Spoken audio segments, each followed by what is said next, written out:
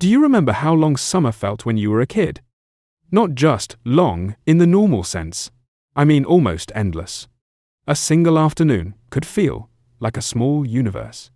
You could wake up, eat breakfast, go outside, get bored, invent a game, argue with a friend, make up again, come home dirty, watch TV, and somehow there was still daylight left. Then adulthood happens. Suddenly January becomes March, March becomes August, and by the time you realize it, someone is already saying, "Can you believe this year is almost over?" And the strange part is that we do believe it. We say it every year. We know it keeps happening, but it still feels slightly wrong, as if time has quietly changed speed without asking for permission. So why does time feel faster as we grow older? One simple answer is, it does not. The clock is not speeding up. A minute is still a minute. A year is still a year. But maybe the time we can remember is shrinking. Maybe life is not becoming shorter in the calendar. Maybe it is becoming more compressed in memory. There is a popular explanation for this called the proportional theory of time perception. The idea is simple. When you are 5 years old, 1 year is 1/5 of your entire life. That is huge.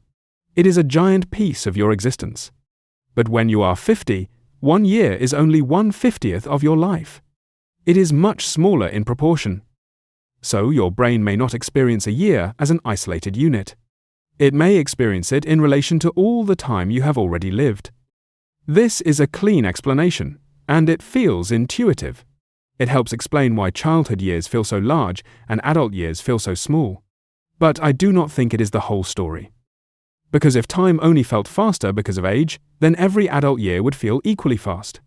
But that is not how life works. Some adult days are strangely slow. A day in a new city can feel long. The first day at a new school or a new job can feel enormous. A difficult conversation can stretch for hours in your head, even if it only lasted 10 minutes. A trip you took 5 years ago may feel more vivid than an entire month you spent working, commuting, and checking your phone. So maybe the question is not just, how old are you? Maybe the question is, how much of your life is your brain actually recording? Memory is not a perfect camera. It does not record everything evenly. It is more like a strange editor. It keeps the unusual scenes, cuts out the repetition, adds emotional music to certain moments, and quietly deletes entire weeks that look too similar. Think about a normal workday, or a normal school day. You wake up. You check your phone. You do the usual things. You go to the usual places. You solve the usual problems. You eat something you barely remember. You come home. You scroll. You sleep. There may be nothing wrong with that day. It may even be a good day. But if it looks almost identical to yesterday, and yesterday looked almost identical to the day before, your memory has very little reason to build a new marker. It files the day under routine. And routine is efficient, but it is not very memorable. This is where the idea of memory compression becomes interesting. A computer can compress a file by noticing repeated patterns. If the same thing appears again and again, it does not need to store every detail separately. It can store the pattern once and refer back to it. Our memory may do something similar. If you spend 30 days doing nearly the same thing, your brain may not store 30 rich, separate memories. It may store something closer to, "That was the month when I was busy." This is why a week of travel can feel larger in memory than 3 months of routine. Travel is filled with new markers, unfamiliar streets, strange meals, different light, new faces, small problems, unexpected sounds. Your brain has to pay attention because it cannot run everything on autopilot. But when your days become predictable, your brain becomes very good at not paying attention. And that is useful. If we had to consciously experience every toothbrush stroke, every hallway, every password, every familiar road, we would be exhausted. Autopilot is not a failure. It is one of the ways the mind saves energy. The cost is that autopilot makes time disappear. During the day, routine can feel busy. You may be doing a lot. You may be answering messages, finishing tasks, moving from one obligation to another. But later, when you look back, it can feel like nothing happened. That is a strange and almost unfair feeling.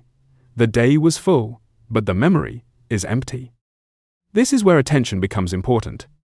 Modern life does not only give us routines, it also breaks our attention into small pieces.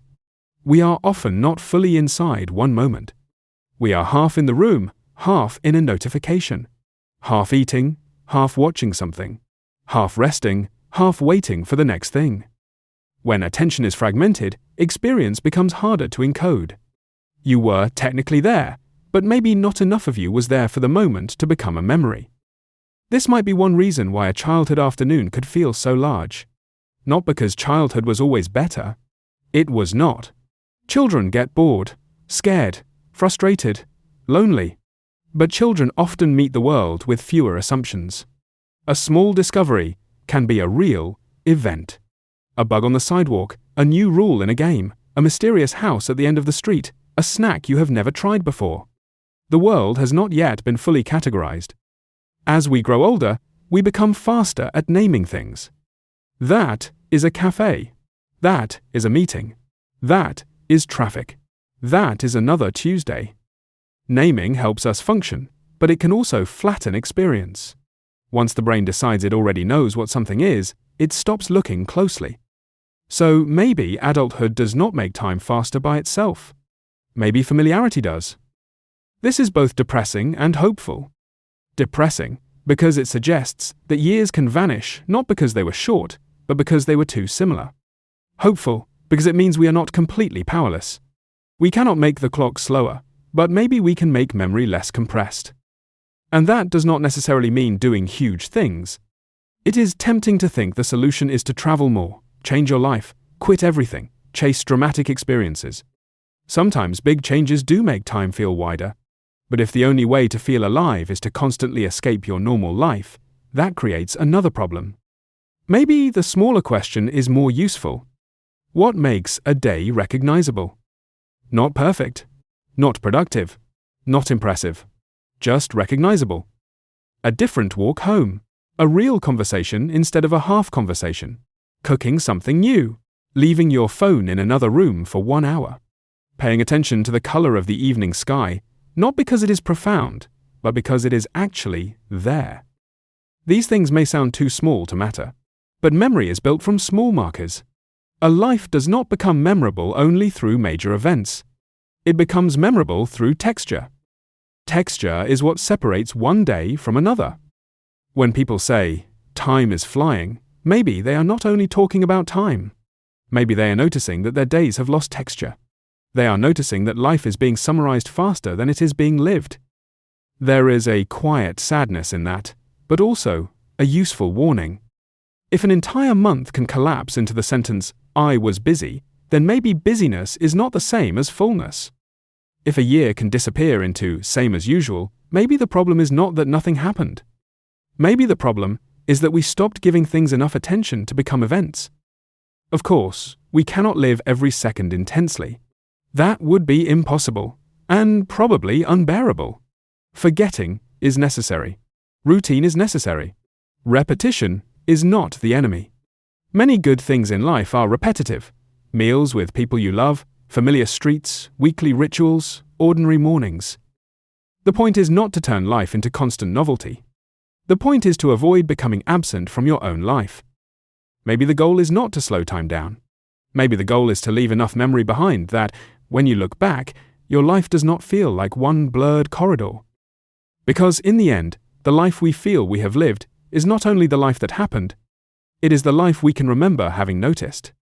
So the next time you catch yourself saying, "This year is going too fast," it might be worth asking a different question. Not, "How do I stop time?" but, "What did I actually notice?"